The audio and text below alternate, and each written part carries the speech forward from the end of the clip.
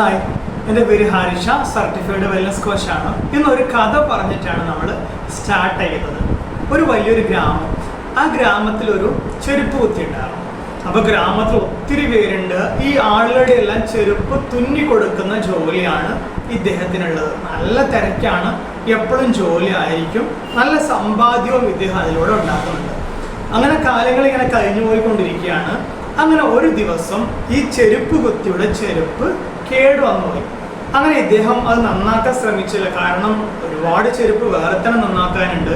അതെല്ലാം നന്നാക്കുന്ന തിരക്കിൽ അദ്ദേഹത്തിൻ്റെ ചെരുപ്പ് കേടുവന്ന് നന്നാക്കാൻ അദ്ദേഹത്തിന് സാധിച്ചില്ല. അങ്ങനെ വീണ്ടും കുറച്ച് ദിവസം കഴിഞ്ഞ സമയത്ത് അദ്ദേഹത്തെ ചെരുപ്പ് പൂർണ്ണമായിട്ടും ഒഴിവാക്കേണ്ട ഒരവസ്ഥ വന്നു. അദ്ദേഹം ഒഴിവാക്കി ചെരുപ്പിടാതെ അദ്ദേഹം നടക്കാൻ തുടങ്ങി. അങ്ങനെ കുറച്ച് ദിവസം കഴിഞ്ഞ സമയത്ത് അദ്ദേഹത്തിൻ്റെ കാലിൽ ഒരു ചെറിയൊരു വ്രണം വന്നു. അദ്ദേഹം മൈൻഡ് ചെയ്തില്ല, ചെറിയൊരു മുറിവല്ലേ, അത് മാറിക്കോളെന്ന് വിചാരിച്ചു. ദിവസം കഴിയും തോറും അതിങ്ങനെ വലുതായി കൊണ്ടിരുന്നു. അപ്പോൾ ചെരുപ്പ് തുന്നാൻ വരുന്ന പല ആളുകളും ചോദിച്ചു, നിങ്ങളെ കാലിന് എന്താണ് പറ്റിയത്? അദ്ദേഹം പറഞ്ഞു, അതൊരു ചെറിയൊരു മുറിയാണ്, അത് മാറിക്കോളെന്ന് പറഞ്ഞു. അദ്ദേഹത്തിൻ്റെ വർക്ക് ഇങ്ങനെ പിന്തുടർന്നു. അങ്ങനെ കുറച്ച് കാലം കഴിഞ്ഞപ്പോൾ ഈ ചെരുപ്പ് കുത്തിയെ ആ തുന്നുന്ന സ്ഥലത്ത് കാണാനില്ല. കാരണം അദ്ദേഹത്തിൻ്റെ മുറി പഴുത്ത് ജോലിക്ക് വരാൻ പറ്റാതായിട്ടുണ്ട്. അങ്ങനെ കുറച്ചുകൂടെ കാലം കഴിഞ്ഞപ്പോൾ വലിയ ഒരു മുറിവായിട്ട് അത് മാറുകയും അദ്ദേഹം മരിക്കുകയാണ് ചെയ്തത്. ഈ ഒരു കഥ ഞാൻ ഇവിടെ പറയാനുള്ള കാരണം, ഇന്ന് നമ്മുടെ പല ആളുകളുടെയും അവസ്ഥ ഈ ഒരു ടൈപ്പാണ്. മറ്റുള്ളവരെ സഹായിക്കാൻ വേണ്ടി അല്ലെങ്കിൽ മറ്റുള്ളവർക്ക് വേണ്ടി നമ്മൾ ഹാർഡ് വർക്ക് ചെയ്ത് നമ്മുടെ കാര്യം പലപ്പോഴും നമ്മൾ മറന്നു പോകാറുണ്ട്. അത് രണ്ട് ഉദാഹരണം ഞാൻ പറയുകയാണെങ്കിൽ, പലപ്പോഴും വീടുകളിലൊക്കെ ഉള്ള സ്ത്രീകൾ അവർ ഹസ്ബൻഡിന് വേണ്ടിയിട്ട് അവർ വീട്ടിൽ ഹാർഡ് വർക്ക് ചെയ്യുന്നുണ്ട്, മക്കൾക്ക് വേണ്ടി ഹാർഡ് വർക്ക് ചെയ്യുന്നുണ്ട്. അങ്ങനെ അവർ തിരക്കി പിടിച്ച മണികൾക്കിടയിൽ നല്ല ഫുഡ് അവർ കഴിക്കാൻ പലപ്പോഴും മറന്നു പോവുകയാണ് ചെയ്യുക.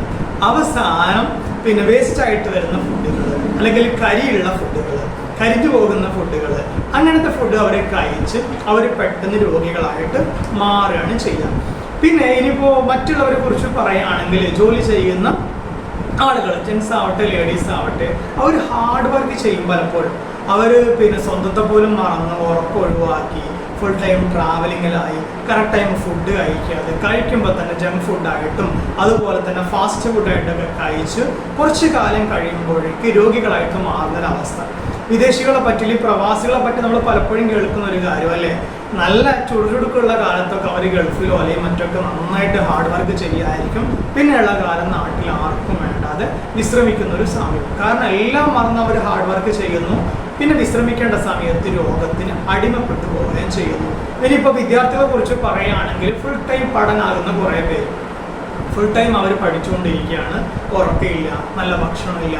ഇതൊക്കെ കുറച്ച് സമയത്തേക്ക് കുഴപ്പമൊന്നും ഉണ്ടാവില്ല നമ്മുടെ ബോഡിക്ക്. പക്ഷെ കുറച്ചുകൂടെ കഴിയുമ്പോഴേക്കും നമ്മളെ പെട്ടെന്ന് രോഗികളാക്കി മാറ്റും. ചിലപ്പോൾ മാരകങ്ങളായ അസുഖങ്ങളിലേക്ക് വരെ നമ്മളെ എത്തിക്കും. പലപ്പോഴും മറ്റുള്ളവർക്ക് വേണ്ടി നമ്മളെപ്പോഴും നമ്മൾ മറക്കുന്ന സമയത്ത് നമ്മൾ രോഗികളായി കഴിഞ്ഞാൽ ആർക്കും വേണ്ടാത്തൊരു സാധനമായിട്ട് മാറാനുള്ള ചാൻസ് കൂടുതലാണ്. ഇന്ന് പലരും കാണാറില്ലേ, കുറച്ചൊക്കെ രോഗം വന്നു, കുറച്ച് ദിവസം കഴിയുമ്പോൾ ആർക്കും വേണ്ടാത്തൊരവസ്ഥയിലേക്ക് മാറുന്ന പല അവസ്ഥയും നമ്മൾ കാണുന്നുണ്ട്.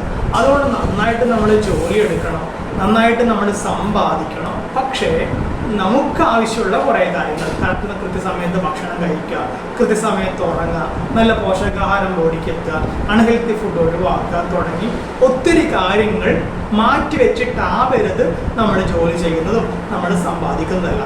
കാരണം നമ്മുടെ ആരോഗ്യം ഉണ്ടെങ്കിൽ ബാക്കി എല്ലാം ഉള്ളൂ. ഒരു പിക്ചർ നിങ്ങൾ കാണുന്നില്ലേ, അതിൽ 10,000 എന്ന് എഴുതി നിങ്ങൾ കാണുന്നുണ്ടാവില്ലേ. ഈ 10,000-ൽ ഒന്നാമത്തെ ആരോഗ്യം സങ്കല്പിക്കുക, രണ്ടാമത് കാണുന്ന 0, അങ്ങനെ 4 0 നിങ്ങൾ കാണുന്നുണ്ടാവും. അതിൽ ഒരു 0 നമ്മുടെ ജോലിയാണെന്ന് വിചാരിക്കുക, അടുത്ത 0 നമ്മുടെ ഇൻകമാണെന്ന് വിചാരിക്കുക, അടുത്ത 0 നമ്മുടെ ഫാമിലിയാണെന്ന് വിചാരിക്കുക, അടുത്ത 0 നമ്മളുടെ ഡ്രീംസ് ആണെന്ന് വിചാരിക്കുക.